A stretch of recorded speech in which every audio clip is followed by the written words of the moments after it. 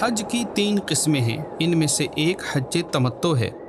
گھر سے روانگی کے بعد میقات سے پہلے عمرے کے احرام کی نیت کر کے تلبیہ یا اس کے قائم مقام پڑھنا، عمرہ کرنا یعنی طواف، سعی وغیرہ کر کے حلق یا تقصیر کر کے احرام سے باہر آ جانا، 8 ذی الحجہ یا اس سے پہلے حج کا احرام باندھ کر مینا جانا، رات وہیں گزارنا، 9 ذی الحجہ حج کے رکن اعظم وقوف عرفات کی ادائیگی میدان عرفات میں، 10 ذی الحجہ غروب آفتاب کے بعد مزدلفہ میں جا کر مغرب اور عشاء کے وقت میں پڑھنا، وقوف مزدلفہ کی ادائیگی، 10 ذی الحجہ صرف جمرۃ العقبہ یعنی بڑے شیطان کو کنکریاں مارنا، حدود حرم میں قربانی، اس کے بعد حلق یا تقصیر کر کے احرام اتار دینا، طواف الزیارہ حج کا دوسرا رکن اعظم 12 ذی الحجہ غروب آفتاب سے پہلے کرنا واجب ہے، اور سعی کرنا 11، 12 اور شرائط کے ساتھ